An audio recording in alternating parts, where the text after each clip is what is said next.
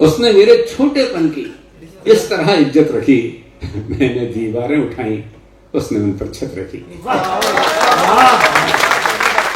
कविता का मतलब होता है हम सारे संसार के लिए प्यार दें। एक कमरे की दीवार होती है और एक दीवार होती है आंगन की, दोनों में फर्क होता है। कमरे की दीवार जो होती है वो अपने, तो उसको दीवार ही बनना है तो कमरे की बन, जिसने औरों के लिए सर पे छतें रखनी है। कमरे की दीवार बने तो मैं कहता हूं कि उसने मेरे छोटेपन की इस तरह इज्जत रखी, मैंने दीवारें उठाई, उसने उन पर छत रखी। और मित्रों, ये पंक्तियां खास पंक्तियां हैं, शायद आपको लगे कि खास हैं तो बताइएगा मुझे। बहुत युगों से प्रश्न चला आ रहा है कि भाग्य बड़ा है कि कर्म बड़ा है। मैं दोनों को बड़ा मानता हूँ, भाग्यवादी में थोड़ा सा, ऐसा नहीं भाग्य को नहीं मानता, मैं कर्म को उससे बड़ा मानता हूँ, भाग्य से बड़ा मानता हूँ। दोनों ही साथ साथ चल रहे हैं, लेकिन एक चीज आगे है, उस बात को उतारने की कोशिश करता हूँ, मुझे देखकर सुनना है। उसने मेरे छोटेपन की इस तरह इज्जत रखी, मैंने दीवारें उठाई, उसने उन पर छत रखी। और क्यों हथेली की लकीरों से हैं आगे उंगलियां, क्यों हथेली की लकीरों से हैं आगे उंगलियां, रब ने भी किस्मत से आगे आपकी मेहनत रखी। परमात्मा ने हथेली की आगे रखी। तो मैं कहता हूँ उसने मेरे छोटेपन की इस तरह इज्जत रखी, मैंने दीवारें उठाई, उसने उन पर छत रखी। और क्यों हथेली की लकीरों से हैं आगे उंगलियां, रब ने भी किस्मत से आगे आपकी मेहनत रखी, रब ने भी किस्मत से आगे आपकी मेहनत रखी। 4 पंक्तियां और सुनाकर तरन्नुम में आऊंगा।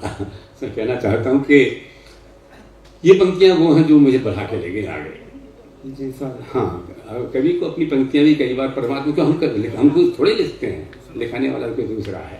हम तो एक माध्यम निमित्त मात्र हैं।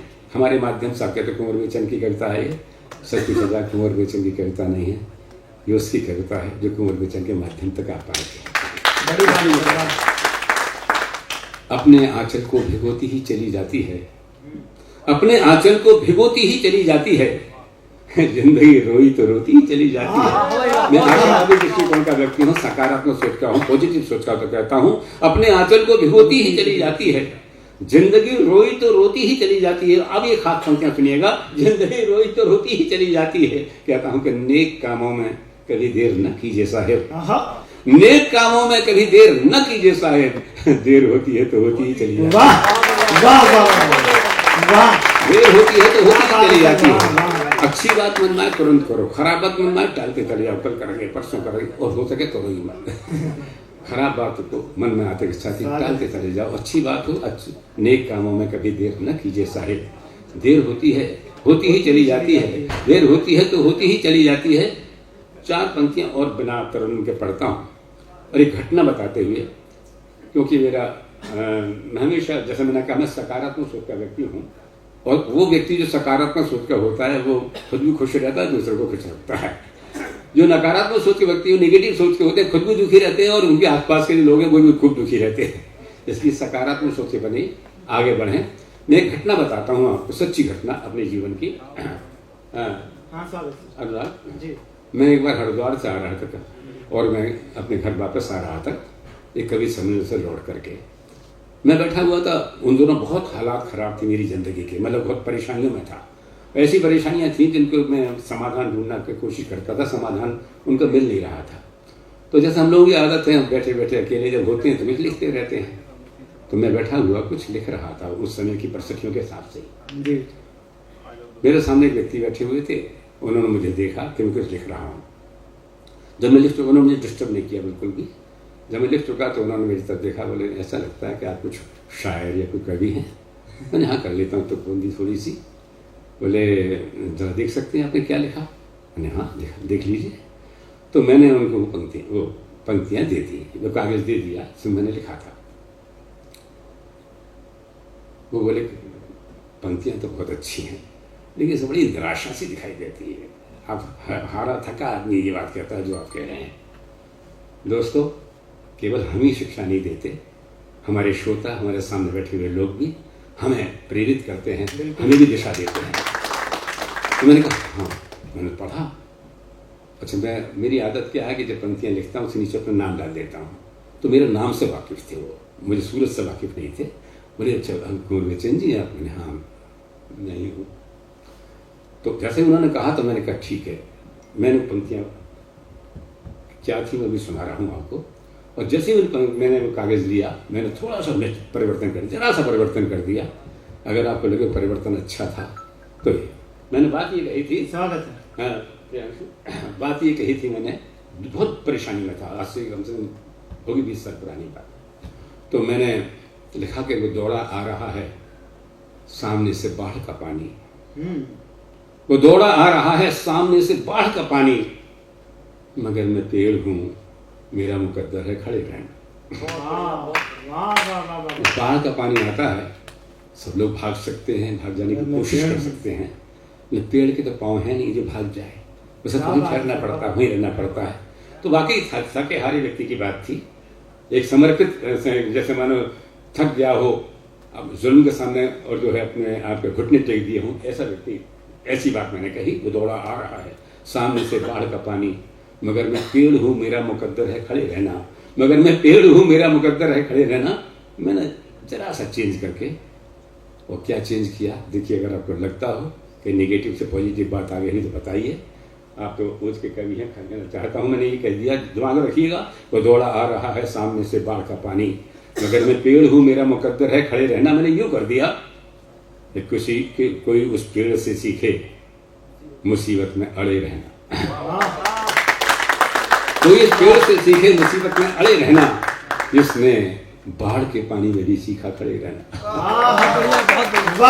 दृष्टिकोण का अंतर है, सब इधर से जरा से इधर। कोई उस पेड़ से सीखे मुसीबत में अड़े रहना, कि जिसने बाढ़ के पानी में भी सीखा खड़े रहना। एक शेर उसमें और हो गया था, जो अक्सर आप लोगों ने औरों के मुंह से भी सुना होगा, मेरा नाम लेकर के। तो एक अच्छा शेर और हुआ, वो कहना चाहता हूँ कि कोई उस पेड़ से सीखे मुसीबत में अड़े रहना, कि जिसने बाढ़ के पानी में भी सीखा खड़े रहना। मैं दुनिया के बड़े लोग, मैं कितने ही बड़े लोगों के छोटेपन से वाकिफ हूँ। दोस्तों क्या शेर है सर, मैं कितने ही बड़े लोगों के छोटेपन से वाकिफ हूँ, मैं कितने ही बड़े लोगों के छोटेपन से वाकिफ हूँ। बहुत मुश्किल है दुनिया में बड़े बनकर, बहुत मुश्किल है दुनिया में बड़े बनकर बड़े रहना, बहुत मुश्किल है दुनिया में बड़े बनकर बड़े रहना। ये मैंने इसलिए आपके सामने सुना ये बात कि थकिए मत, हारिए मत, समर्पित मत हो जाइए जुल्मों के सामने। एक शोर जगह था अपने भीतर भी है, उसको टटोलिए और तब भी बात करने की कोशिश की, पॉजिटिव बने रहिए।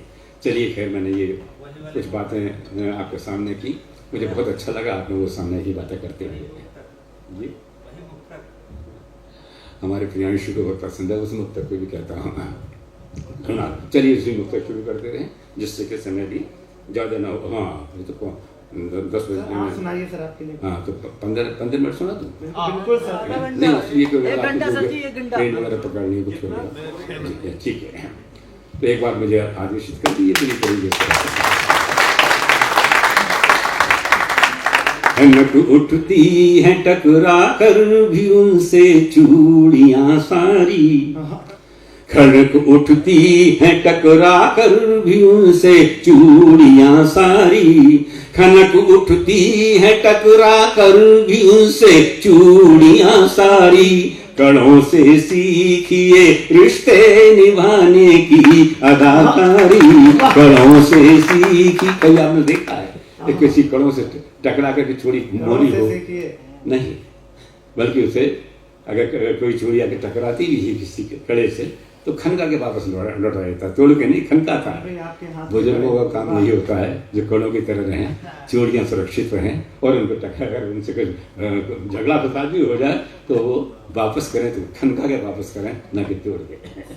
खनक उठती है टकरा कर भी उनसे चूड़ियाँ सारी, कड़ों से सीखिए रिश्ते निभाने की अदाकारी, कड़ों से सीखिए रिश्ते निभाने की अदाकारी। कुंवर कुछ दूर चलकर ही वो थक कर बैठ जाती है। कौन बैठ जाती देखिएगा? कुंवर कुछ दूर चलकर ही वो थक कर बैठ जाती है। मोहब्बत को लगी जिस रोज से पैसे की बीमारी, मोहब्बत को लगी जिस रोज से पैसे की बीमारी।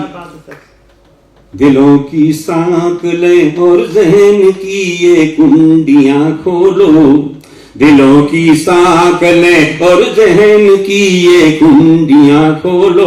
बड़ी भारी घुटन है दिल की सारी खिड़कियां खोलो। कसी मुट्ठी को लेकर आए हो गुस्से में हो शायद, यानी गुस्से में होता तो मुट्ठियां भिज जाती है इसकी। तो मैं कहना चाहता हूँ शायद आपको ठीक लगे ये बात। कसी मुट्ठी को लेकर आए हो गुस्से में हो शायद, मिलाना है जो हमसे हाथ तो ये मुट्ठियां खोलो।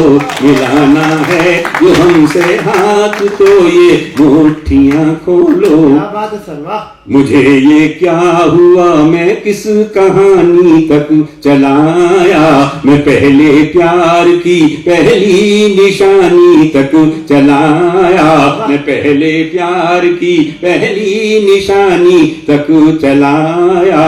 कन्हैया बन के मेरी उम्र में झांका जो बचपन ने, कन्हैया बन के मेरी उम्र में झांका जो बचपन ने।